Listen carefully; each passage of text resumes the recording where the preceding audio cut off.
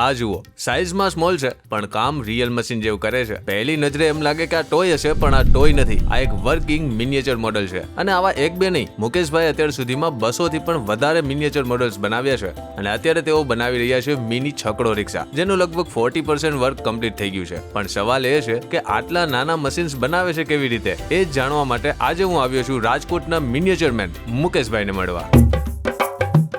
તો અત્યારે હું મુકેશભાઈની જે શોપ છે ત્યાં હું આવી ગયો છું અને હવે આપણે મળીશું મુકેશભાઈને. જોઈ લો, આ છે મુકેશભાઈની શોપ, જ્યાં અત્યારે અમારું રીલનું શૂટ ચાલે છે. આ છે લકીભાઈ, મારા ફ્રેન્ડ. રીલનું શૂટ ચાલે છે અને સાથે સાથે હું બ્લોગ પણ બનાવું છું. અને આ બધા મુકેશભાઈના મિત્રો છે. તો અત્યારે મારી સાથે છે મુકેશભાઈ.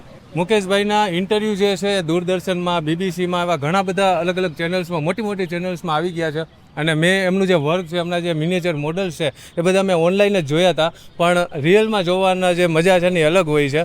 તો મુકેશભાઈ, તમે આ કેટલા વર્ષોથી આ બનાવો છો મોડલ્સ, અને કેટલો ટાઈમ લાગે છે બનાવવામાં? હું મોડલ બધા 12 વર્ષથી બનાવું છું, અને કોઈ બી એક મોડલ બનાવવું એટલે મારે 1 થી 1.5 મહિનાનો ટાઈમ લાગે. બરોબર. અને આના સિવાય તમારા મેઇન કામ જ આ છે કે મેઇન કામ કંઈ બીજું?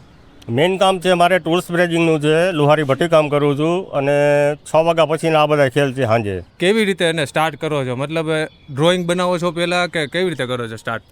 જો કે હવે ડ્રોઈંગની મારે જરૂર નથી પડતી. આ ભાઈબંધ દોસ્તાર છે બધા ભેગા થઈને કે મુકેશભાઈ આ બનાવવાનું છે, એટલે સીધું એનું કામ જ ચાલુ કરવાનું છે. એમ? હા. એટલે આમ તમારે મોટું જે વર્ઝન હોય મોડલ, જેમ કે તમે અત્યારે છકડો બનાવો તો પહેલાં તમે છકડાનું બધું નિરીક્ષણ કરતા હશો? હા, નિરીક્ષણ કરીને માપસાજ કાઢી લેવાનું અને પછી કમ્પ્લીટ કામ ચાલુ કરવાનું. બરોબર.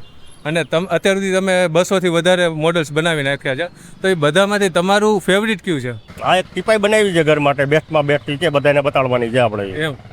તો હવે મુકેશભાઈ હમણાં એમના ઘરે જઈને એ બતાવવાના છે, એમનું જે બનાવ્યું છે મિનિએચર મોડલ, એ આપણે જોઈએ. ત્યાં સુધી બન્યા રહેજો આ વ્લોગમાં. સ્ટાર્ટિંગમાં છે ને મુકેશભાઈ આ નાની જે કેબિન છે ને એમાં બેસીને બધું એને બનાવતા હતા. અને અત્યારે છે ને બાજુમાં શોપ છે ને, આ શોપ જે છે ને એ પણ એટલી બધી કંઈ મોટી નથી, 6x6ની એક નાની એવી શોપ છે. અહીંયા જ બેસીને બધું બનાવે છે. આ એમની આ જગ્યા છે બનાવવાની. અત્યારે આ છકડોનું કામ મેં જેમ કીધું એમ હજી ચાલે છે, બનાવે છે. અને આ જોવો, અહીંયા જેટલી બધી વસ્તુ પડી છે ને, અહીંયા જે વેસ્ટ જે મટીરિયલ્સ કે જે કાંઈ ટૂલ્સ પડ્યા છે, એ ટૂલ્સનો જ ઉપયોગ કરીને આ બધી વસ્તુ બનાવે છે. એવું નથી કે એને કોઈ હાઈફાઈ કોઈ મટીરિયલ્સ બાય કરીને પછી એને કાંઈ બનાવે છે. વેસ્ટમાંથી બેસ્ટ બનાવે છે. અહીંયા જો તમને અલગ અલગ ફ્રૂટ્સ મળશે જોવા એક જ વૃક્ષની અંદર. આની અંદર કેરી છે, આની અંદર સફરજન છે. એટલે દૂરથી કોઈને એમ લાગે કે આ હું એક જ વૃક્ષમાં આટલા બધા ફ્રૂટ્સ આવી ગયા છે, પણ આ કારીગરી છે મુકેશભાઈની. નિખિલભાઈ મારા અને મુકેશભાઈ બેના કોમન ફ્રેન્ડ છે, અને એમના રેફરન્સથી જ અને મુકેશભાઈ સાથે મુલાકાત થઈ છે. નિખિલભાઈ પોતે પણ એક આર્ટિસ્ટ છે, અને જે સેલિબ્રિટીઝ છે એમના પોર્ટ્રેટ બનાવે છે, અને ઘણીવાર એમને પર્સનલી આપીને એમના સિગ્નેચર પણ મેળવે છે. અને મુકેશભાઈના જે મિત્રો છે એ બધા પણ એને કલાકારો જ છે. જેમ કે તમારું નામ શું છે? સચિનભાઈ જોકર. જોકર, તમે શું કામ કરો? જોકરનું કામ કરું. હું સાહિત્ય પ્રેમી છું ને લોકોને મળું છું રૂબરૂ, એટલે મને આનંદ આવે બધા સેલિબ્રિટીને મળી. જૂની એન્ટેક આઇટમ સંગ્રહ કરવાનો. બરાબર. એ જૂની આઇટમ્સ જે હોય છે એમનો સંગ્રહ કરે છે. તમે ભાઈ બંને ભાઈ જ છે. ઓકે. અને એવી રીતે આપણા નિખિલભાઈ, એની હમણાં આપણે વાત કરી, નિખિલભાઈ પણ મુકેશભાઈના મિત્ર છે. તમારું ને પ્રોફેશનલ તમે શું કામ કરો? મારું પ્રોફેશનલ કામ ફોટોગ્રાફીને લગતું છે. હું આર્ટિસ્ટ છું, લોકો મને આર્ટિસ્ટ તરીકે ઓળખે છે, એટલે આર્ટનું કામ સાથે સાથે છે.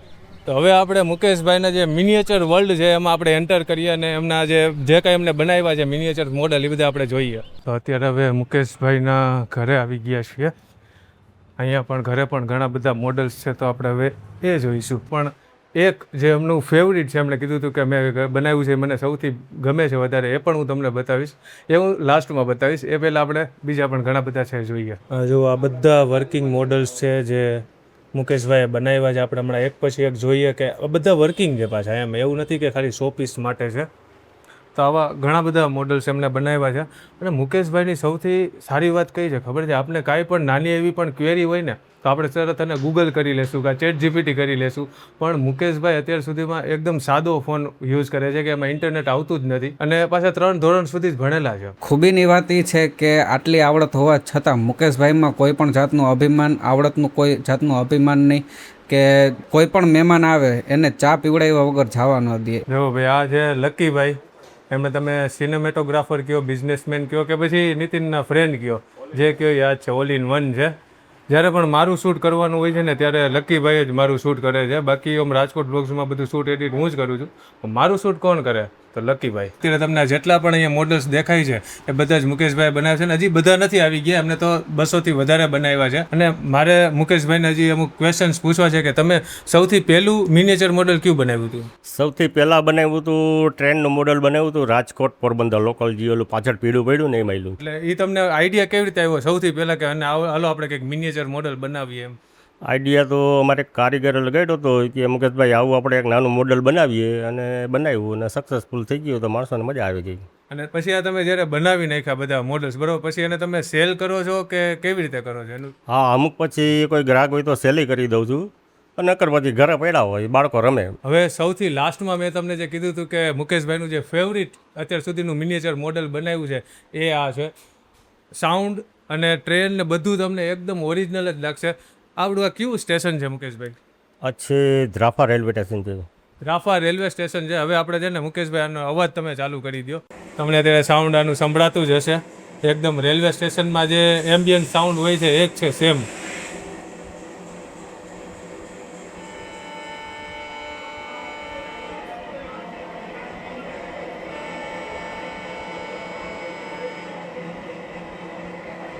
અત્યારે આપણે એમ જ લાગે કે આપણે રેલવે સ્ટેશન આવી ગયા છીએ અને અહીંયા ખરેખર છે ને બધી વસ્તુ છે કે અહીંયા લોકો બેઠા છે, ટ્રેનનું વેઇટિંગ કરે છે, પ્લસ અહીંયા કેન્ટીન છે, ચા કેન્ટીન છે, ઘણી બધી વસ્તુ એમ ડિટેલ છે એમ બધી.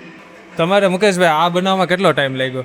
આ બનાવવામાં 4 મહિના લાગ્યા હતા. ખરેખર ધ્રાફામાં આવું છે સ્ટેશન કે? ના, ધ્રાફામાં રેલવે સ્ટેશન નથી પણ અમે નામ ગોતતા હતા. પછી અમારે એક મોટા ભાઈ કે આપણે ધ્રાફા લખવાનું છે પછી ધ્રાફા ઠપકાર્યું. તમને મળીને ખૂબ મજા આવી. ફરી આપણે મળીશું.